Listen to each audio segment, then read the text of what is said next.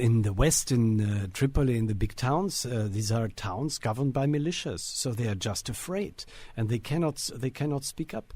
But I went to the market in Tripoli. I just told the security people to stop, and then I asked ordinary Libyans, what do you want? And they wanted to have security. They do not want to have children kidnapped on the way to school. They want to have electricity, and they don't want to be bothered at night by militias here. That's what they want. And I asked them how to bring it about, and they clearly said, bring us this government which has to be effective. And that's what we are working for. But now the minority is preventing the majority to move forward. What's next now? I think one cannot have the process hostage of the minorities. Both the parliamentarians, they signed 100 signatures for the new government of national unity. However, the minority just cut the electricity and made it impossible to vote. Now, what are you doing in this kind of situation? Libya is a state which has no effective institutions. In fact, it's not a real state.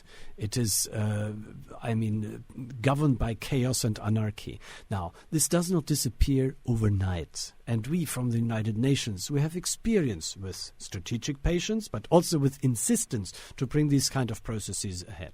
You warned in your briefing to the Security Council that Libya could face the risk of collapse. What did you mean exactly by this? Well, the financial resources of these countries are shrinking, and the oil price is falling, and the oil production is falling dramatically. There were 1.4 million barrels per day in 2011, and now there are 350,000 barrels per day with a falling oil price. So you can imagine that there is soon no money for salaries, no money for subsidies, no money for electricity, and nothing. What kind of support do you need from the international community and the countries in the region?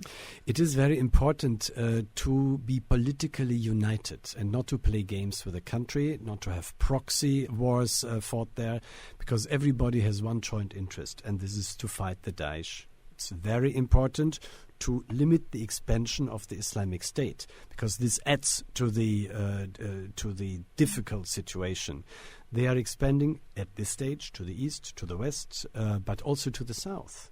They have bridgeheads in the south, and in Niger and Chad in the south, the neighbors, there are terrorist organizations, and if they team up with them, it will be very difficult to redress. You mentioned specific steps during your briefing. One of them, you will reconvene the political dialogue again. What's next? Where are you going from here? Well, we have really the obligation now, all of us, to encourage the Libyans. It's not us. We don't govern the country. The Libyans have to take charge. This is Libyan ownership, but to push them and to encourage them really to take the necessary decisions. To approve the government, this is the Libyan political dialogue, this government must be in Tripoli. It's worthless government if they sit in Tobruk or in Tunis or somewhere else. Is that possible at all? Yes, it is. It's not. You will not wake up one morning and suddenly all the presidency council and all the government is in Tripoli. No, it has to be phased in. There are already ministers there. And one has then to develop a dynamic. They have to develop the dynamic that more and more people join, that the state council is functioning, that the House of Representatives sees the advantage to have a government delivering basic services to the population.